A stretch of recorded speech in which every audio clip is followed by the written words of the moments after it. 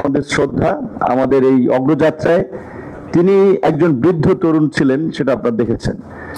তো সেই সময়ে একটা বিবৃত ঘটনায় দেওয়ার জন্য যে ছাত্রদের উপরে হামলা হচ্ছে কিংবা ছাত্র শিক্ষক অভিভাবকদের একটা প্রতিবাদ সমাবেশ হবে, আজকের অনেক অ্যাডভাইজার আছেন, তাদেরকে ইনভাইট করেছিলাম। ভাই বুঝেন তো, আমার একটা সংস্থা আছে, একটা প্রতিষ্ঠান আছে, বুঝেন তো ঝামেলা ঝামেলা সমর্থন আছে, ভাই আপনাদের প্রতি দোয়া রইল। অনেকে অ্যাডভাইজার আছে এখানকার। তো এই কারণে বললাম যে কথাটা, যে আমরা দীর্ঘদিন ধরে বিশেষ করে বাংলাদেশের 90-এর দশকেও আমরা এখানে সিভিল সোসাইটির যে একটা ভূমিকা দেখেছিলাম। হাসিনার কাছে কিন্তু সবাই মাথা বিক্রি, ম্যাক্সিমাম মাথা বিক্রি করেছে, অনেকে বন্ধক রেখেছে মাথা, অনেকে সারেন্ডার করেছে। তো সেই জায়গা থেকে আপনারা শুরু করেছেন, আপনাদেরকে এই জন্য জানাতে এসেছি, বলতে এসেছি যে আপনাদের এই যাত্রাটা যেন পরবর্তীতে অব্যাহত থাকে। আপনারা আবার পরবর্তীতে কেউ ক্ষমতা আসলে আপনাদেরকে বিভিন্ন প্রতিষ্ঠানে বসাই টসাই দিলে আপনারা চুপ করে যায় না, তাহলে কিন্তু বাংলাদেশে একটা ফ্যাসিবাদ আসবে। তো এখন আসেন যেই বিষয় নিয়ে আপনারা আলোচনা করতেছিলেন, আমি এখানে লক্ষ্য করেছি মঞ্জু ভাই কথাটি বললেন, ঐক্যমত্য কমিশনে তাই দেখেছি অনেকগুলো দলকে ডেকেছেন, কিন্তু এই জর্জ অরওয়েলের অ্যানিমাল ফার্মের লাইনটার মতো, বিখ্যাত লাইনের মতো, all animals are equal but some are more equals than other. তো এখানে ডিসকাশনটা এরকম বেসিস হচ্ছে যে মঞ্জু ভাই তো একটু ওপেনই করে দিলেন যে তিনটা দলের সাইড লাইনে। মঞ্জু ভাইকে বলবো কেন তিনটা দলকে সাইড লাইনে? এই তিনটা দলে ইয়েস ববি ভাইয়ের সাথে একমত যে নাম্বারিং করলে BNP K we can give preference, rest of them to তাদের কি কন্ট্রিবিউশন আছে, আমাদের চেয়ে কি কোনো অংশে তাদের চেয়ে আমাদের কম কন্ট্রিবিউশন আছে রাজপথে লড়াই সংগ্রামে? তাহলে কেন আপনি আগে তিনটাকে সুপিরিয়র করে দিচ্ছেন কিংবা ক্লাসিফাই করে দিচ্ছেন? এইখানে আমাদের কিন্তু মানসিকতার পরিবর্তন দরকার। দ্বিতীয় কথা হচ্ছে, এই অভ্যুত্থানটা তো কোনো রাজনৈতিক দলের নেতৃত্ব হয় নাই, রাজনৈতিক দলের সংগ্রাম ব্যর্থ হয়েছে, ছাত্র জনতা নাগরিকদের সম্মিলিত প্রচেষ্টায় অভ্যুত্থান হয়েছে। কাজী আজকের যে আমরা যে সংস্কারের কথা বলছি, এই ছাত্র জনতা নাগরিক আমরা যেটা চাবো সেটাই হবে।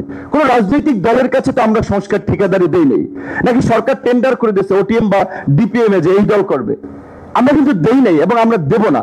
যে জন্য আমরা বলছি আজকে যে আপনারা বলছেন, এইখানে আমরা যদি ইফেক্টিভ আলোচনা করতে যাই, যেমন হ্যাঁ বিশেষ করে কোন দল কিংবা যদি একটা বিশাল জনগোষ্ঠীর প্রতিনিধিত্বকারী কোনো সংগঠন হয়, তাদের ভ্যালিড কোশ্চেন থাকলে সেটাকে অ্যাড্রেস করা যায়। সেই ক্ষেত্রে যদি দ্বিকক্ষ বিশিষ্ট সংসদ কার্যকর হয় এবং আপার হাউসে যদি সংখ্যানুপাতে রাজনৈতিক দলের ভোটের অনুপাতে প্রতিনিধিত্ব নিশ্চিত হয়, সেই ক্ষেত্রে এনসিসি আমি মনে করি এনসিসি না থাকলেও হয়। তার আগে আপনাদের দলগত অবস্থানটা কি? আপার হাউসে কি পিআরই আপনারা চান? 100%, মানে এটা নিয়ে ডিবেট করলাম আমরা। তো যেখানে আমরা বলছি যদি এটা হয় তাহলে এনসিসি না থাকলে, কারণ এনসিসি কে কেন আমরা আনলাম, যে আমরা দেখেছি যে প্রধানমন্ত্রী একটা দৈত্য দানবে পরিণত হয়, তাকে ধরা যায় না, ছোঁয়া যায় না, তিনি যাই বলেন তাই আইন, তিনি যাই বলেন সেটাই মানে কুন ফায়া কুনের মতো হয়ে যায়। তো সেইখানে ওইটা ব্যালেন্স করার জন্য আমরা এনসিসির কথা বলছি। সেখানে কারা কারা থাকবে সেটি ইতিমধ্যে আলোচনা হয়েছে।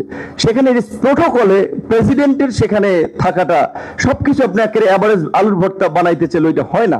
চিফ জাস্টিস প্রোটোকল কিংবা ডেকোরামে কোনোভাবে ওইখানে যাওয়া উচিত না। তো সেই জায়গা থেকে যেটা বলছি, যেহেতু আমরা ভারসাম্য পাওয়ারের ব্যালেন্স করার জন্য এনসিসি কিংবা ডাবল চেম্বার বিশিষ্ট পার্লামেন্টের কথা বলছি, যেহেতু আমরা আনুপাতিক হারে এটা করতে চাই, দ্বিকক্ষ বিশিষ্ট সংসদের প্রশ্নে অধিকাংশ দল একমত এবং পিআরের ক্ষেত্রেও 2-3টি দল ব্যতীত তারাও প্রকাশ্যে বলে না যে তারা দ্বিমত, কিন্তু আমার মনে হয় আলোচনার লাইনে আসবে। সেই ক্ষেত্রে এনসিসির প্রশ্নে তাহলে আমরা সাথ দিতে পারি কিছুটা ক্ষেত্রে, কারণ এনসিসির অনেকগুলো কাজ চাইলে আপার হাউস দিয়ে করা সম্ভব হবে। এখন এইখানে আরেকটা বিষয়, আপনারা এখানে গণমাধ্যম আছেন, সুশীল সমাজ, রাজনৈতিক দলের নেতা আছেন, যেইভাবে টেলিভিশনে কিংবা বিভিন্ন জায়গায় এখনই পোট্রে করা হচ্ছে, মঞ্জু ভাই বলছেন যে মনে হচ্ছে যে কেউ কেউ গভর্নমেন্ট ফর্ম করেছেন, কাজে তার ক্যাবিনেটের ডিসিশন ওইটা ধরে আমরা ডিসকাশন করতেছি। 91-এর ইতিহাসটা আপনাদের নিশ্চয়ই মনে আছে, Awami League is coming to power, এটা সর্বোচ্চ আলোচনায় ছিল। তো পরে কি হয়েছে, আওয়ামী লীগ কিন্তু গোল্লা মেরেছে। ঠিক আপনার ভোটের রেশিওটা ছিল 30-31%, 2001 সালে ছিল 40 এবং 41%। আপনারা যারা ভাবছেন কোন দল গভর্নমেন্ট ফর্ম করছে, আমি বলবো তারা বোকার স্বর্গে বাস করছেন। ওর বর্তমান জেনারেশন কিংবা ভোটারদের সম্পর্কে আপনাদের সঠিক ধারণা নাই। ভোট হলে দেখবেন কোথায় কি রেভলিউশন হয়। নির্বাচনের আগেও রাজনীতিতে অনেক ধরনের মেরুকরণ হবে। তো সেই জায়গা থেকে আমরা বলছি যে সংস্কারটা, যেটা ডক্টর কামাল হোসেনকে আমরা সম্মানের সাথে আমরা স্মরণ করছি, কিন্তু ডক্টর কামাল হোসেন সম্ভবত একটা সাক্ষাৎকারে বলেছিলেন 72-এ আমরা সংবিধান রচনা, আমরা তো শেখ মুজিব আমাদের সামনে, আমাদের বঙ্গবন্ধু, আমাদের নেতা শেখ মুজিবকে দেখে তারা সংবিধান রচনা করেছিলেন। সো এইবারের সংস্কারের প্রশ্নে যেন আমরা কোনো ব্যক্তি, কোনো দলকে সামনে নিয়ে আমরা যেন সংস্কারের ফর্দ নিয়ে আলোচনায় না বসি। দেশ জাতির স্বার্থে যেন আমরা সংস্কারের কথা চিন্তা করি। আমার খুব কষ্ট লাগে যে আমরা সংস্কারটা যদি না করতে পারি, এটা হেলাফেলা না। মাত্র 53 বছরে মাত্র একটা বার গণ অভ্যুত্থান হয়েছে। গণ অভ্যুত্থান আমরা যুগে যুগে 5 বছর পর পর ঘটাতে পারবো না। সুতরাং সেই গণ অভ্যুত্থানের ফলাফল নিয়ে এখন মানুষ উষ্মা প্রকাশ করছে। দেখছেন, অনেক ওপেনই বলছে যে এইটা জানলে তো আগে আমি রাস্তায় নামতাম না, তাহলে গুলির সামনে দাঁড়াইতাম না। তো কাজেই যতটুকু হয়েছে এনাফ ইজ এনাফ। এখন অন্তত আমরা কিভাবে সংস্কারটা করে নাগরিক তথা জনগণের চাহিদার আলোকে আমরা একটা নতুন বাংলাদেশের দিকে এগিয়ে যেতে পারি, সেইভাবে সবাই চিন্তা করেন। আমার জাস্ট এটুকুই কথা। এবং আমার দলের শক্ত পজিশন, আমাদের দল 2021 সালে যখন ঘোষণা করি তখন আনুপাতিক হারে নির্বাচন আমাদের দলের ঘোষণাপত্রে ছিল। আমরা বলছি টোটাল নির্বাচনটা আনুপাতিক হারে। পরে অন্য দলের কথা চিন্তা করে আমরা আমাদের পজিশন থেকে সরে এসেছি যে অন্তত একটা কক্ষ, সেটা আপার হাউস। সেকেন্ড হচ্ছে প্রাইম মিনিস্টারের মেয়াদ নিয়ে আলোচনা হচ্ছে। যদি এখানে ইস্যুটা জাস্ট একটু বলছি 30 সেকেন্ড, 1 মিনিটে। আমরা ছোট দল হতে পারি, আন্দোলনের মধ্যে দিয়ে উঠে এসেছি, কোন এজেন্সি কিংবা গভর্নমেন্টের পৃষ্ঠপোষকতা নিয়ে দল তৈরি করে বাংলাদেশের ইতিহাসে একটা বিরল রাজনৈতিক ঘটনা, যেভাবে আমরা রাজনীতিতে এসেছি। সেখানে আমরা কিন্তু ওপেনলি আমাদের দলের 21 দফা কর্মসূচিতে আমরা বলেছি যে 2 বারের বেশি প্রধানমন্ত্রী পদে কেউ থাকতে পারবে না, যেটা আমাদের দলে আমরা বলছি 2 বার বেশি কেউ প্রেসিডেন্ট থাকতে পারবে না। এখন এনসিপি নতুন দল গঠন করছে, তারাও বলছে। সুতরাং তরুণরা কিন্তু এরকম অ্যাডভান্স চিন্তা করছে, যে চিন্তা মানুষকে আকর্ষণ করছে। সুতরাং আমাদের রাজনৈতিক দল যদি কেউ সেই পুরানো অ্যানালগ যুগের চিন্তা নিয়ে সবকিছুকে নিয়ন্ত্রণ করতে চায়, সেটা বোধহয় ব্যর্থতা পর্যবেসিত হবে। ধন্যবাদ। আমার খুব ছোট ছোট 3টে স্পেসিফিক কোয়েশ্চেন। নাম্বার 1 হচ্ছে আপার হাউস পিয়ার এর ক্ষেত্রে থ্রেশহোল্ডের ব্যাপারে আপনাদের আইডিয়াটা কি? 1%, 2% বা 3%? নাম্বার 1। নাম্বার 2 হচ্ছে যদি কনস্টিটিউশনাল অ্যামেন্ডমেন্টের যে আলাপটা হচ্ছে, সেক্ষেত্রে কি আপনারা সিম্পল মেজরিটি না অ্যাবসলিউট মেজরিটি আপার হাউসে কোনটা প্রেফার করছেন?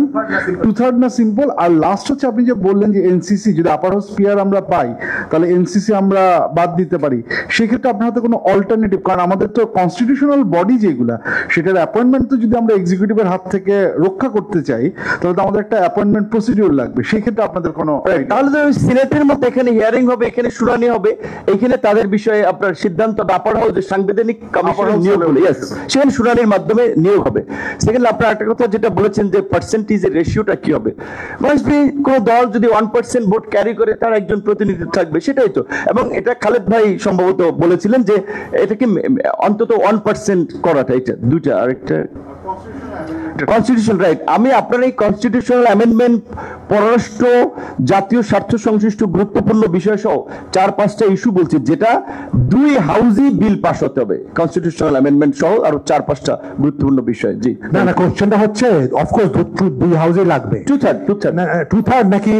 যেটা আবারও বলি, 2/3 বলেছি। বিএনপির পক্ষ থেকে একটা প্রপোজাল আসছে ইনডাইরেক্টলি, যে যাতে কনস্টিটিউশনের ক্ষেত্রে আপার হাউসে নিচে 2/3, লোয়ার হাউস 2/3, আপার হাউসে 51%। এইটাতে আপনারা কি এগ্রি করবেন? এটা কি কেউ মানবে? যদি লোয়ার হাউসে 2/3 হয়, আপার হাউসে হাফ, এটা তো মানবে না কেউ, এটা যৌক্তিক না। শাহিন ভাই, এখানে একটা জিনিস খেয়াল করেছেন আপনারা, 70 অনুচ্ছেদের যেই আমরা একমত হয়েছি, সেখানে কিন্তু বিএনপির কিন্তু একটা ডিসেন্ডিং কথা নোট করা হয়েছে। এটা আশরাফ ভাই খেয়াল করেছেন?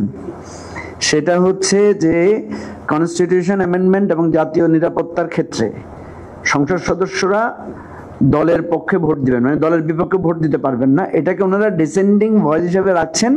ওনারা বলছেন যে এটা আমরা ইলেকশন ম্যানিফেস্টোতে দিব, যদি আমরা ভোট পাই তাহলে এটা আমরা রাখবো। তার মানে 70 অনুচ্ছেদ বিএনপি যদি মেজরিটি পায় বা মানুষ সমর্থন পায়, তাহলে কিন্তু 70 অনুচ্ছেদ আমরা যে ফর্মে দেখছি সেই ফর্মে থাকছে না। কারেক্ট সাইফুল্লাহ? তো সো এখানেও কিন্তু আমাদের খুব খুশি যে 70 অনুচ্ছেদে আমরা অনেক কিছু অর্জন করেছি। এখানে তো একটা বিগ কোশ্চেন আছে। এনিওয়ে, বিএনপির এটা তো যৌক্তিক কথা, কিছু করার নাই। তো যেটা আমরা কনস্টিটিউশন অ্যামেন্ডমেন্টের ব্যাপারে বলেছি, দুইটা হাউজের কথা তো বলেছি, আমরা কিন্তু গণভোটের কথাও বলেছি। কারণ সংবিধান সংস্কারের জায়গাটাতে, যেটা কাইম ভাই চলে গেছেন বলার কারণে, কারণ সংবিধান সংশোধন আর সংস্কারে দুইটা জায়গায় কিন্তু একটা পার্থক্য আছে, যেটা আমরা যাই এখন আর লম্বা কথা বলতে যাচ্ছি না। ধন্যবাদ। Immigration to Canada. We provide the best quality service and solution for Canada immigration. Please visit our website and contact for details.